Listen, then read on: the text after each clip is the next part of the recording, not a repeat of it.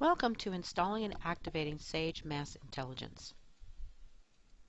In a previous lesson, you learned about the Software Download Manager and what you need to do in order to download your software. You would access the Download Manager through Sage Software Online. Now, that's not the only thing that you'll find in this page. You'll also see a link to the installation instructions as well as some other situations that you might encounter. Definitely print out the installation instructions and read them prior to completing the installation. In order to install the system, you would need one of these operating systems listed here. You need to have Microsoft Excel 2003 or higher to use the Intelligence product. Your hardware CPU needs to be 200 megahertz, memory 32 megabytes of RAM, and hard drive space of 200 megabytes. These are your minimum system requirements. Intelligence uses ODBC and OLADB technology to connect to the database. It includes direct support for many popular database systems and connection types within the connector module.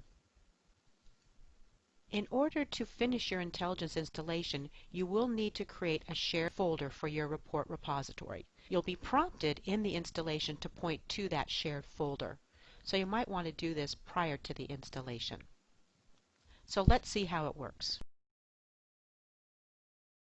As you learned in the software download lesson, you can either let the file execute automatically after you've downloaded it, or you can save it to your desktop.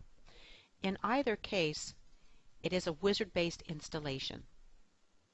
I've saved it to my desktop and launched it by double-clicking on the icon. Once the program has evaluated whether you have enough space to load and prepared the file for loading, you'll come to this install screen, which again is wizard-based. So all you really need to do is select the next button. There is a licensing agreement that you can read and definitely need to accept before you can continue. You can also print it out. You'll notice that the install path defaults to Program Files Sage Software SMI. You can change this if you need to. I'm going to go ahead and leave it default and say Next. We then can review our installation. Once we're satisfied that this is what we want to have happen, we'll just go ahead and select the Install button. After the installation has completed, you'll be presented with this final screen, which you'll go ahead and say Finish. Another piece is being installed at this point, which could take a couple of minutes. And that completes the installation. Once you've installed the software, you're ready to go ahead and register it. But remember, prior to registration, you need to have a shared folder. If you have not created your shared folder for your repository, not to worry. Intelligence actually creates a folder that you can share depending on where you've installed the software. Now with my installation, I actually installed it in the default path. So if I look at the program files and go into Sage Software, I will see a folder called SMI, and you'll notice that I've already set up to share it. So this is going to be my shared repository folder. At this point, I'm ready to go in and register my software.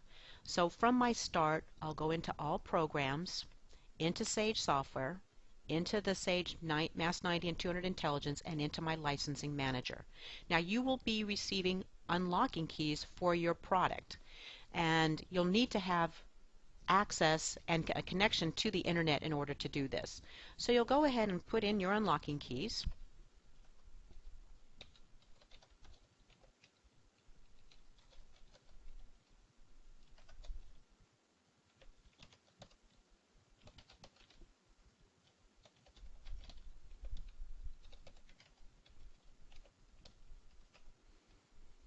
And apply them, and then you're ready to go ahead and select the button that says Perform Registration.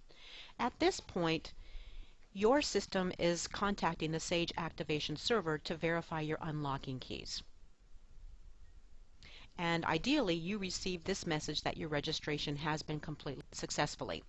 So I'll go ahead and clear that, and now we can actually test it. And we can do that by going back to your start, into All Programs, to Sage Software, and let's just launch the Report Manager.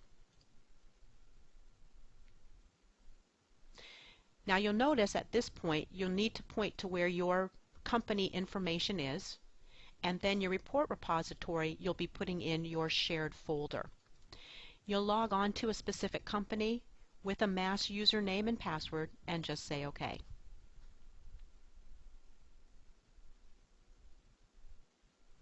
If you come to this window of the Report Manager, you have successfully installed and activated your software and you're ready to start writing reports.